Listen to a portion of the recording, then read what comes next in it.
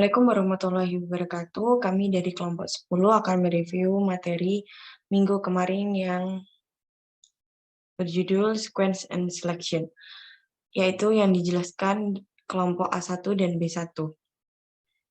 Kelompok saya terdiri dari M. Ashraf Takayuma, NIM 1924-10-1038, yang kedua Dani Ilham Pratama 1924-10-10-3022, kemudian ada saya sendiri Novita Melasari NIM 1924-10-10-3011, kemudian ada Nilam Cahya Deki NIM 1924-10-10-37, dan yang terakhir ada Dian Rahmawati NIM 2024-10-10-3050. Kemudian kami akan menjelaskan tentang materi Sequence Selection and Selection Chart. Yang pertama yaitu tentang sequence. Algoritma merupakan runtutan atau sequence satu atau lebih instruksi. Atau bisa disebut sederetan instruksi primitif dan atau aksi yang akan dilaksanakan atau dieksekusi oleh komputer berdasarkan urutan penulisnya. Namun, tiap instruksi dilaksanakan tepat sekali atau tidak ada instruksi yang diulang. Lalu, tiap instruksi dilaksanakan dengan urutan yang sama antara pemroses dengan yang tertulis dalam teks algoritmanya. Kemudian ada studi kasus. Terdapat penjumlahan dua buah bilangan dengan bilangan 1 sama dengan 8 dan bilangan 2 sama dengan 31. Maka hitunglah hasil dari penjumlahan dengan menggunakan algoritma sequence. Kemudian implementasi studi kasus. Pertama, bilangan 1, masukkan bilangan pertama, lalu kemudian masukkan bilangan kedua, hasil sama dengan bilangan 1 plus bilangan 2. Kemudian print hasilnya maka akan muncul hasil dari bilangan 1 dan 2 yang telah diinputkan. Kemudian yang selection akan dilanjutkan oleh teman saya. Kemudian selanjutnya di sini ada selection. Selection merupakan instruksi yang hanya dikerjakan ketika memenuhi persyaratan. Dan juga selection ini menggunakan percabangan di dalam pemrograman untuk menentukan langkah kerjanya. Operator kondisional yang akan menghasilkan nilai benar atau salah, true or false. Dan juga perintah yang dilaksanakan di dalam selection ini hanya perintah yang dipilih atau benar, sedangkan jika salah, maka instruksi tidak akan dilaksanakan. Kemudian di sini untuk studi kasusnya terdapat sebuah wahana mainan dan ada beberapa wahana yang ekstrim yang hanya memperbolehkan pengunjung berumur 18 tahun ke atas yang masuk, sehingga ada beberapa aplikasi yang menerapkan algoritma selection untuk menyeleksi apakah pengunjung memenuhi kriteria untuk menaiki wahana tersebut. Untuk implementasinya di sini dapat dilihat pernyataan if umur pengunjung kurang dari 18 itu dia mencetak dilarang menaiki wahana ini, silahkan cari wahana sesuai umur Anda. Kemudian untuk pernyataan else jika pengunjung sudah lebih dari 18 tahun, maka dia akan mencetak selamat berseru-seruan. Kemudian di sini dapat dilihat untuk hasilnya. 15 dilarang menaiki wahana, untuk 18 selamat berseru-seruan, dan juga 23 dan seterusnya. Selanjutnya ada selection sort, di mana selection sort ini merupakan metode pengurutan dengan mencari nilai data terkecil dimulai data di posisi 0 hingga posisi n sampai 1. Algoritma selection sort akan memindai nilai terkecil dari suatu kumpulan data, dan jika ada, data tersebut akan diletakkan pada urutan pertama. Begitu juga sampai dengan urutan kedua dan seterusnya.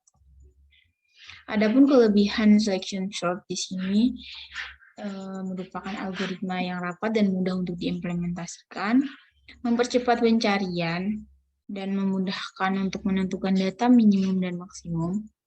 Juga dia memilih satu persatu elemen data dari posisi awal untuk mencari data paling kecil dengan mencatat posisi indeksnya saja.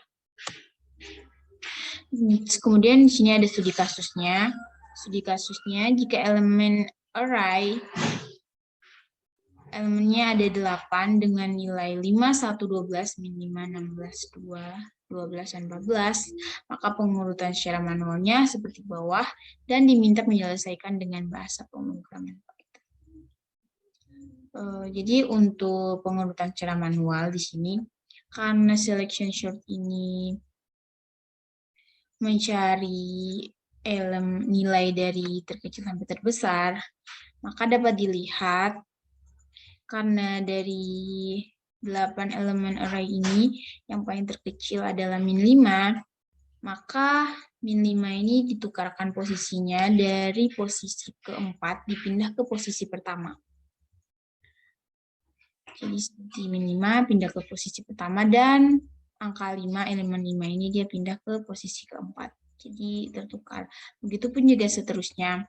Angka 1 karena angka 1 berada di posisi kedua, maka tidak ada pertukaran yang terjadi dan tetap. Kemudian angka 2 di sini dia pindah ke posisi ketiga dan elemen 12 dia pindah ke posisi ke-6. Begitu juga seterusnya sampai dengan posisi terakhir, yaitu nilai terbesar.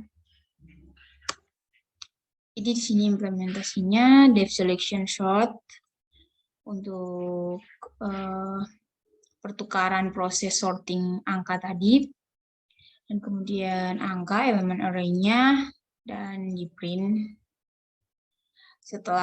sebelum short dan setelah short. Untuk hasilnya sebelum short sama seperti elemen array yang akan dicari, dan setelah di sorting sama seperti yang manual tadi. Seperti itu.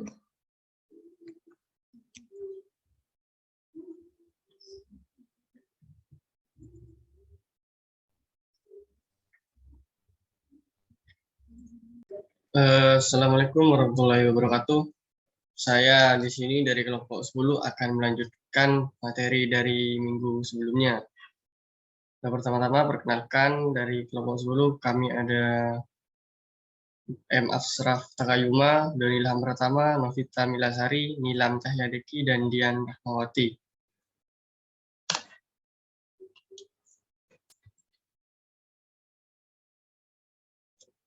Pembahasan kali ini adalah tentang parallel processing, iteration, dan recursion.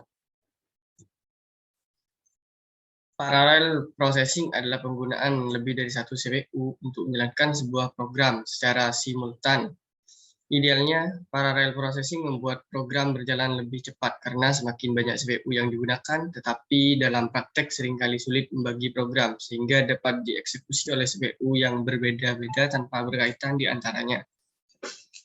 Untuk iteration sendiri, iteration adalah sebuah konsep perulangan untuk mengeksekusi baris yang sama berulang kali hingga semua baris selesai diiterasi.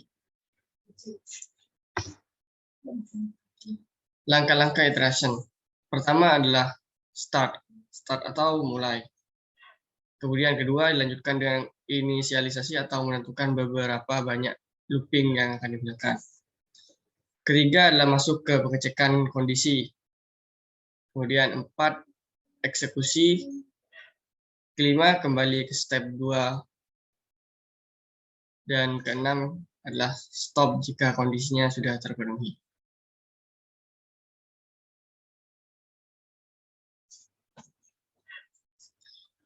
Contoh studi kasus iteration. Studi kasus yang dijadikan untuk iteration adalah algoritma untuk mencari banyaknya jumlah bilangan prima dari integer 0 sampai integer 2000. Pengerjaannya ditulis di bahasa C dan dibuat menjadi dua versi, yaitu versi biasa dan versi paralel. Untuk yang paralel digunakan parallel for each. Bisa dilihat gimana outputnya. Iteration for each loop non paralel, jumlah angka prima 148.933. Waktu yang dibutuhkan adalah 1672 milisecond. Untuk for each loop paralel, jumlah angka prima adalah 148.933, sementara waktu yang diperlukan hanya 534 meter. Selisih waktu serial dan paralel adalah 1130 milisecond. Untuk analisis speed up, T1 adalah lama waktu eksekusi pada single prosesor satuan waktu.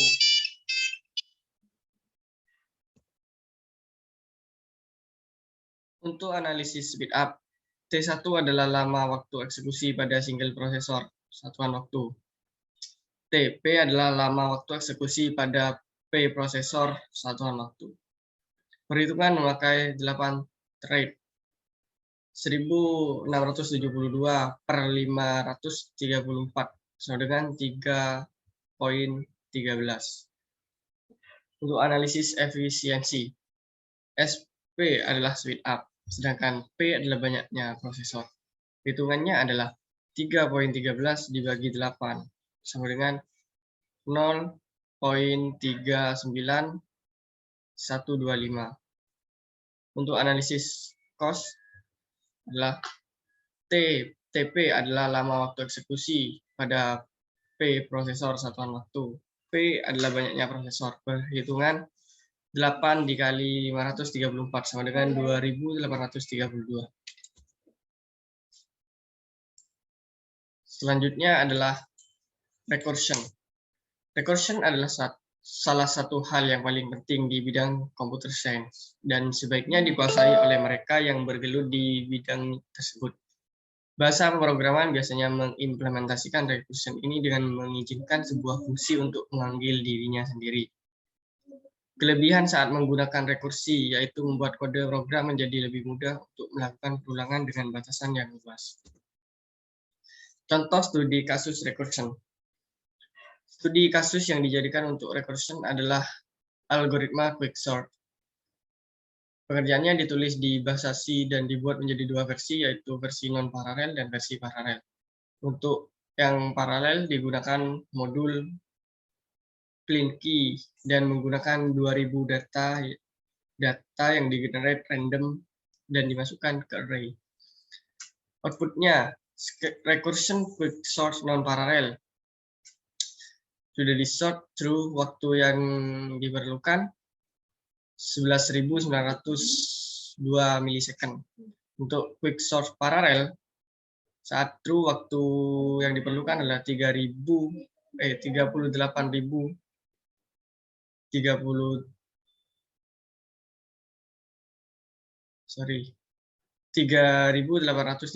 milisecond.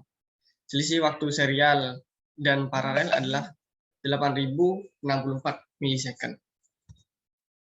Untuk analisis speed up, T1 adalah lama waktu eksekusi pada single prosesor.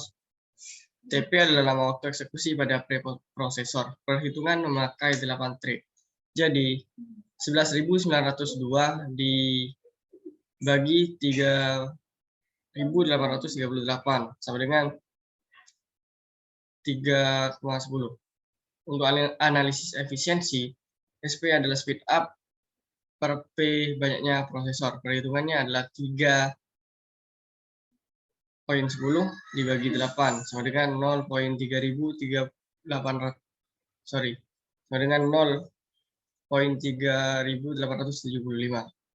Untuk analisis cost adalah TP lama waktu eksekusi pada P prosesor dan P adalah banyaknya prosesor. Perhitungannya adalah 8 dikali 3.838 sama dengan 30.704.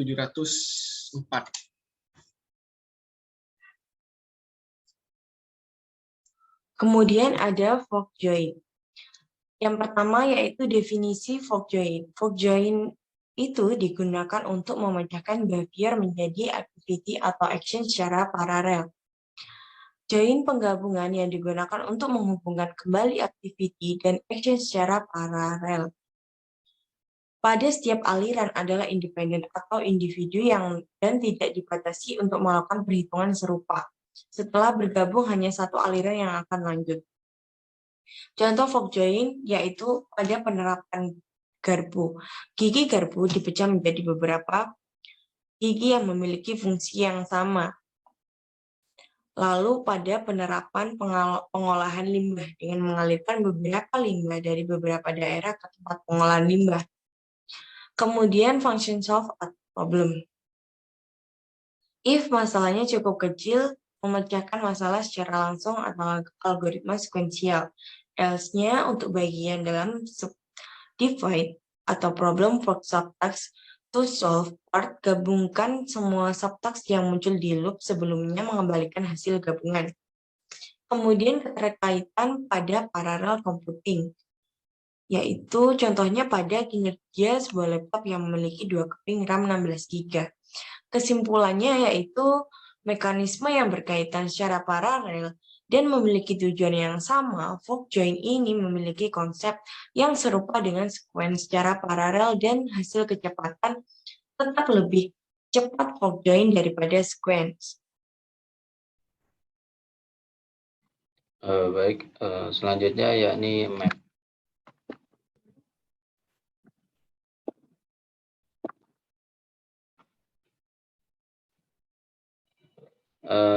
Definisi map on parallel computing, yakni mapping terkait erat dengan arsitektur dan kapasitas parallel computing yang digunakan. Mapping juga terkait erat dengan dekomposisi, di mana beban pekerjaan yang dibagi-bagi akan diberikan pada proses secara paralel. Jadi untuk studi kasusnya, untuk kasusnya sebagai berikut, yakni ada data, objek dalam disimpan dalam variabel data, dan juga ada beberapa fungsi, yakni fungsi proses tambah kata, dan nantinya akan menghasilkan sebuah output setelah dijalankan dari studi kasus program tersebut yang menghasilkan waktu single yakni 0,1482 milisecond. Dan selanjutnya hasil waktu untuk paralelnya 0,352 milisecond. Untuk analisis speed up, efisiensi, dan cost-nya, pada pengujian ini menggunakan device dengan core 4, T1 milisecond sama dengan 1482, dan TP milisecond sama dengan 352. Untuk SP-nya sama dengan T1 per TP, yakni 1482 per 352, sama dengan 4,2. Sedangkan E-nya untuk yakni SP per P sama dengan 4,2 dibagi 4, dan hasilnya 1,05. Untuk cost-nya yakni P kali TP sama dengan 4 kali 352, hasilnya 1408. Untuk kesimpulan, pola sequence pada metode mapping, elemen datanya melibatkan proses pada setiap elemen data. Untuk metode ini memiliki karakteristik dan memerlukan identitas untuk mengetahui elemen data yang dicari. Map dapat dilakukan secara paralel dan juga menerapkan pola sequence. Baik, demikian dari kami, itulah presentasi dari kami. Kurang lebihnya mohon maaf. Assalamualaikum warahmatullahi wabarakatuh.